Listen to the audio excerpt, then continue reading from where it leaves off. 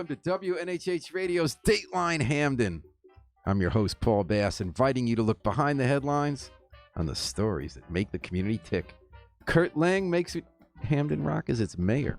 He's here in the WNHH studio for his regular checkup on what he and the town are up to. Welcome back, Mayor Lang. How you doing? I'm doing well, thank you. How about yourself? Good. It seems like lots going on in Hamden. There's never a dull moment. How you been? Doing okay, thank you. We have a lot of work to do, but these are the times that seem to crank me up a little bit higher to another notch, and luckily that's how I'm built, because sometimes we need it. All right, Justin Farmer already checked in. Good morning. Hello, Councilman Farmer. Thanks for checking in. So the big news this week is the budget. So every year, this is the time when we got to pass a budget, and yours is in the $220 million range. I submitted a budget that was a little closer to 240. Collectively. Shockingly, 80% of that is actually put together between education, pension, medical, public works, police, fire. So a lot of the budget is already covered before you even get into a lot of the important things that you and I will talk about, like youth and senior services. Yeah. Youth and senior services put together is less than we pay collectively for streetlights. Wow. That's a problem. Which right? you're hoping to buy. We are. Any news on that? A proposal from a company called Tanco will be going to the council at their next meeting for consideration, and they'll be helping us do some audit work and negotiating if it's approved. If you have a negotiating partner, as they say in the Middle East. So does does UI have any signs of budging that they'll let you buy it the way they sold them to New Haven? So far, they have not been interested in joining the dance, but we're hoping some more discussions and the opportunity to show the benefits to both parties might be successful in the end. And then you might need to lean on them. There was going to be a bill at the state legislature for Mike D'Agostino, a state rep, this session to force them to sell. Any news on that? So the proposal was up at the state. That has not moved forward, unfortunately. Hamden is preparing to submit a PURA application for a decision. PURA is the agency that oversees utilities like United Illuminating, Public Utilities Regulatory Authority. Yeah. And so you're going to ask them to force them? We are. Attorney Brendan Jarkey is putting together the application, and essentially it says that if CLNP county areas can purchase theirs as a right as a municipality, then that should be the same thing in UI territory.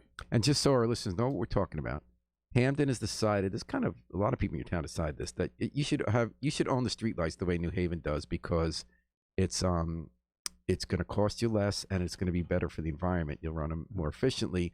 UI doesn't want to sell them, but the large utility state, CLNP, Dateline Power, was forced by a court ruling to sell to anyone who wants. And UI has sold in the past to New Haven. So you're hoping you were going to try to get a state bill. That didn't happen. So now you're going to go to the regulatory agency, PURA, to say, make them sell. And continue discussions with UI. It makes a lot of sense for the town globally. It saves money every year. It gives more control with the lights, so you can have more or less light when necessary at higher or lower color spectrum, etc. And it's better for the environment when you look at it globally. There's not really a downside. And I'm sorry, he's doing an application to PURA asking for that? Yes. And Harry Gagliardi says hi there. Hello, Thomas Leggy. I'm sorry that if I don't get your name pronounced right. Good morning. And Justin Farmer asks, will we be fighting PURA? At this point, you're asking PURA to rule, correct? Yes. Okay. So what else in this budget? So the Legislative Council has to approve it. They've had some hearings, and they've voted. I mean, the committee has voted down some of your proposals, right, to add community policing cops, right? And was there anything in the fire department, or that got approved? There's been some ups and downs in every department, and that's regular in the process. I put my budget forward per charter March 15th. Council puts it out May 15th. Give or take a few days, and probably the one item that comes to mind that is significantly different in proposals was the additional community police officers. I would have liked to seen 6 dedicated community police officers that would do full walking beats around the whole schedule, dedicated to specific neighborhoods, so relationship building can actually happen. And unfortunately, that wasn't funded at this time. So that really got into a deeper, I found a very interesting, deeper philosophical discussion about what is community policing. So some people in town, at least, are saying we need community policing in Hamden. Hamden has had a lot of controversies involving its police in the last year especially. And you've revisited the car chase policy. You're looking for a new chief. You had that shooting, the officer-involved shooting. On April 16th, you had the immigrant encounter where they threatened to call ICE and then shoot someone for not understanding English. And how you do community policing has been debated in America since 1990, and it's taken very different forms. People define it different ways. The two basic ideas that I think cut across the spectrum are that the community becomes more connected to the cops and they know each other, and that you solve little problems before they become big problems, which becomes broken windows theory. A broken window shows disorder in the neighborhood, and then once there's a sign of disorder, more can happen. And in the early 90s, that had two different philosophies. Rudy Giuliani in New York said, let's lock up a lot of small-time criminals and even squeegee men, whereas New Haven said, let's deal with kids who are bothering people and find useful things to do and not make arrests. Right. And now there's a whole new reconsideration in New Haven and Hamden and everywhere, whether it means more cops walking the beat. So New Haven, where walking beats were the definition of community policing, some people are saying we can't afford all these cops, and maybe it's just how you police. It's not the walking cop. And then you're saying you want to have dedicated walking cops, 6 of them, and the people voted you down. The council said we can't afford that. Your opponent for the mayoral nomination, Lauren Garrett, said yesterday, I think it's having every cop get out and walk rather than have some cops just walk and others who don't. And that you also said they should be involved in community programs like at the Keefe Center. And she's saying that might make people nervous about going to the Keefe Center. So I was looking forward to hearing your philosophy on this. Yeah, I appreciate the opportunity. I think that having every officer get out of the car and walk in the community is something that I agree with. That's not a point of disagreement, but you have to be practical too. Hamden has 240 miles of road, and to try to actually have a meaningful presence in all of our neighborhoods and on that size geographic property is almost impossible. And to do it 240 miles of yeah, road. Yeah. How many square miles are you? 33. Yeah, so you're not as dense. Right. We're 18.7 in New Haven, with twice the population. And we have 1/4 of the police force that New Haven plus Yale has.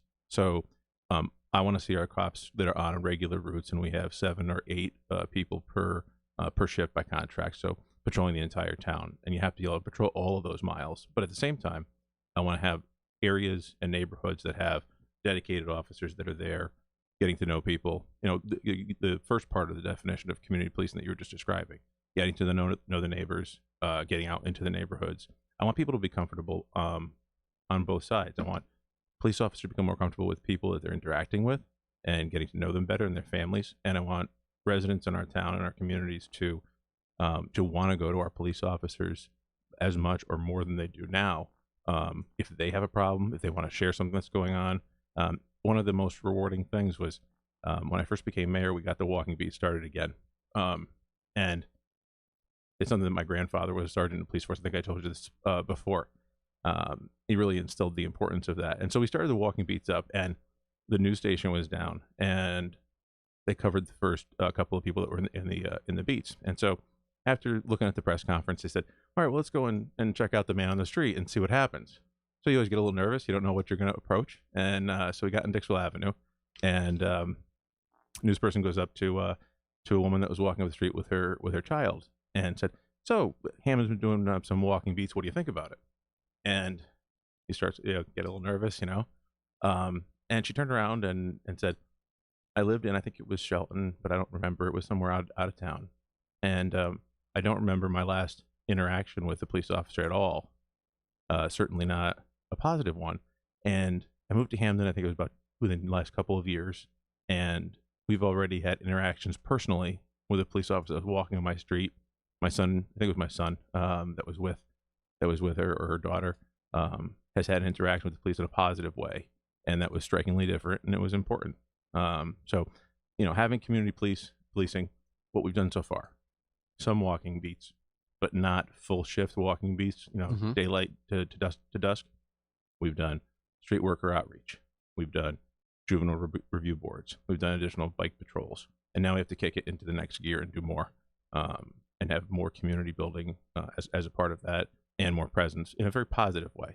Now, this is not a militaristic effort. This is a community building effort, and it's picking the right people that have the right personality, the right skill set, the right training to be the walking officers and to be stopping by our buildings on a regular basis.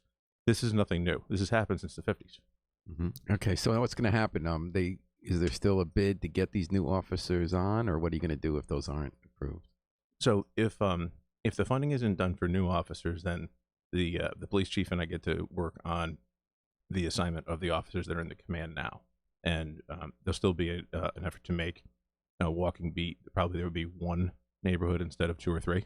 Which neighborhood will that be? I can't say right now. I'd like there to be. If I had the druthers right now, I'd probably pick about 4 or 5 different neighborhoods to start off with. I think that our neighborhoods that border New Haven, State Street, Newhall, Highwood would make sense. I think Hamden Plains has had a desire for it, and Spring Glen has had a desire for it. So you pick a neighborhood if you have 1 or 2 to start So off with. people want it; they don't necessarily want to pay for it. That's always Government, the case. yeah, government. What now? You do pay them on overtime for community policing now? So right now it's a mix. When they do bike patrols, often they are on an overtime basis because it's not the minimum manning. So if you're using a patrol shift and they're covering patrol shifts already, and you're looking for that additional officer to be out, we spent I think about $200,000 in the last 2 budgets, 250 for the year to help man that. Now I think that we need to cut back on that and try and have more officers on straight time do it.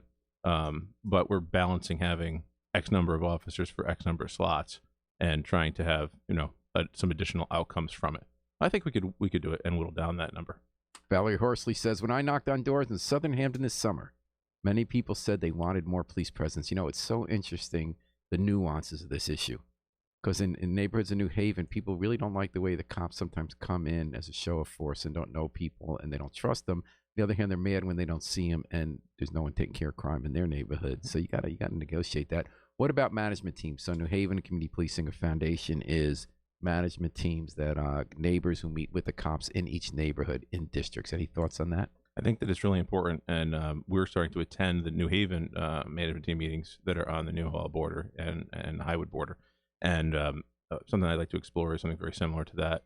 Like I said, we're not going to have the full resources to do it in the way that New Haven does, but I'd like to have neighborhood management team meetings started off in one area as a pilot. And very likely, I think it would be Newhall. So we have our presence in New Haven. We'd invite New Haven to be involved in our neighborhood management corporation management team. What if you made it one management team? For the entire town? No. Newhall and New Hallville. Oh, in other words, if we worked with the 2 a lot of people feel that's one neighborhood. Well, it's an imaginary line. We have streets. Although it's funny, the street sign looks different, and on Cherry Ann Street, the buildings look different because one side is homeowners and the other side is out of absentee management companies. And a really nice park at the end. Cherry Ann Park that they came together and did. So I don't know, just that idea I threw out there. What if you merged? It's certainly worth exploring further. We've shared, or at least we've talked about sharing a substation before with New Haven in the past. So it's certainly worth discussion. And like I said, we're to be attending one way. I'm sure that New Haven's going to attend ours. So if it works, maybe. And the citizen leadership in the New Hallville management team has become the model for the city. Okay. There are these women my age who are just on top of it. They run these efficient meetings. They get people involved in everything in the city. They started a citywide management team coalition that did all summer activities for everyone, and they train people on other management teams. How do you get better than that? They're awesome. You're engaging the community, and you're empowering people to say, all right, these are the things that you can actually do if you get involved. And what residents find out what they can actually do and what they can change.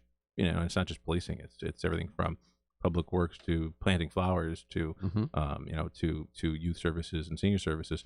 You can change a lot just by communicating and by advocating for your neighborhood, and it's very empowering. And having people that see those results more directly through a neighborhood management team, I think, would be really empowering.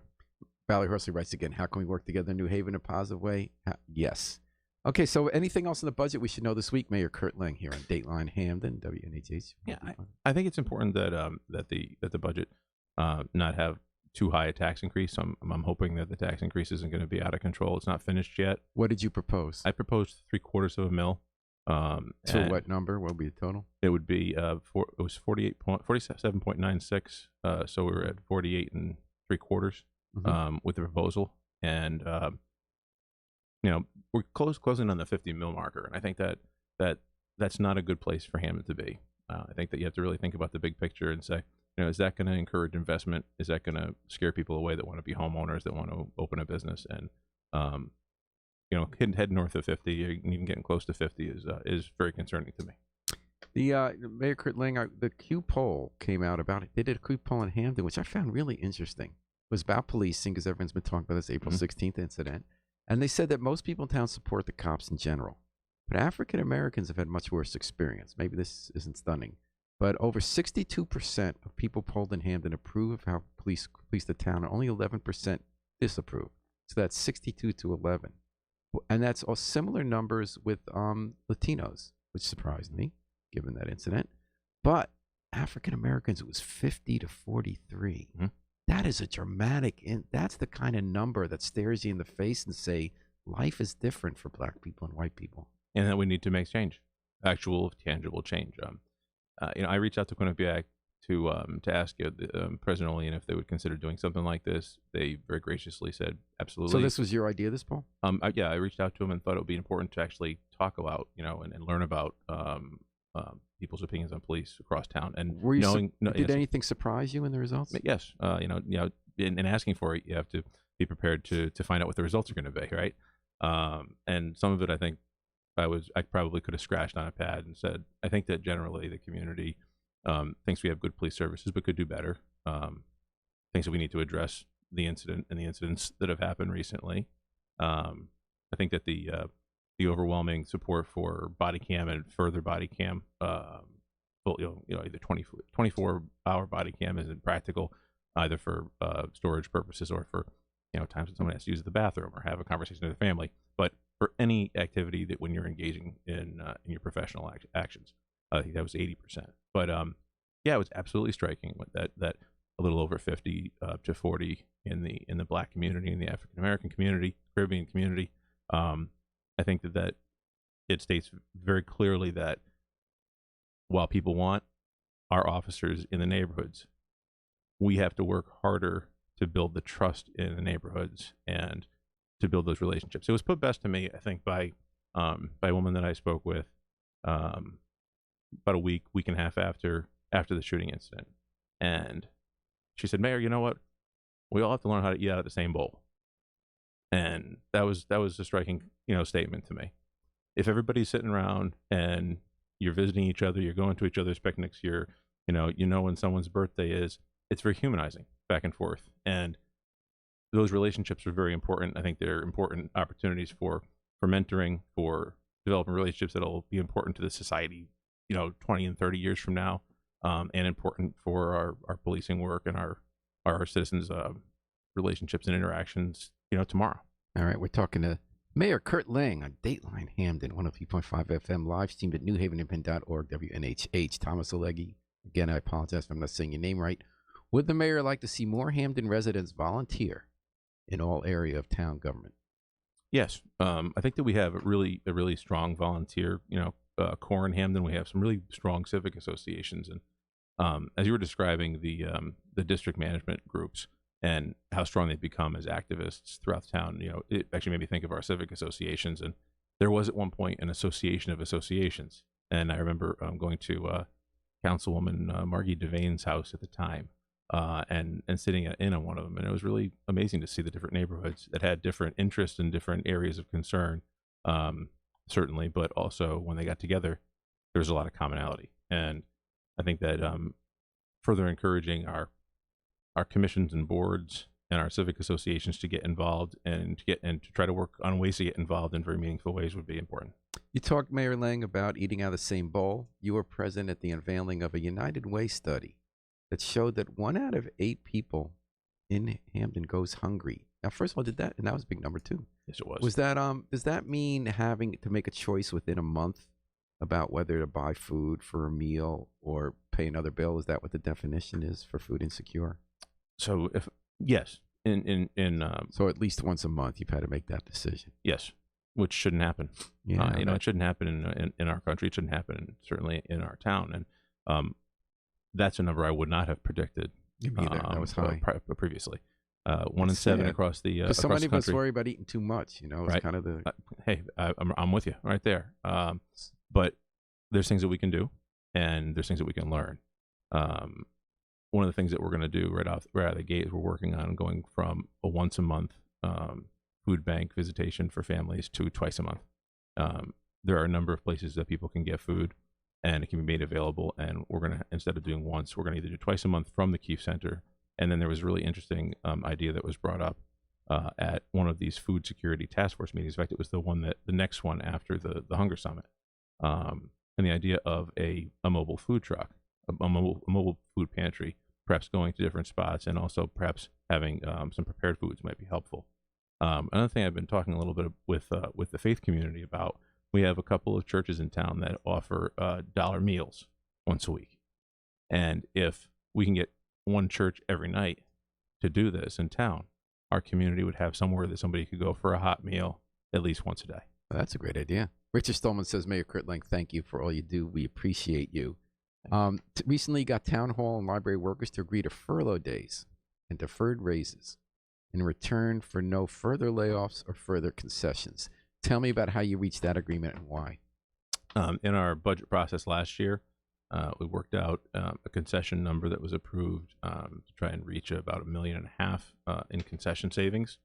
And so far, we've gotten the fire union, supervisors union, the town hall union, the library union, and most of the non-union members to do some levels of concession. And I think we've reached about $700,000 in savings so far. And I'm sorry, what do you need to reach? Oh, 1.5. So about halfway there. So you're halfway there.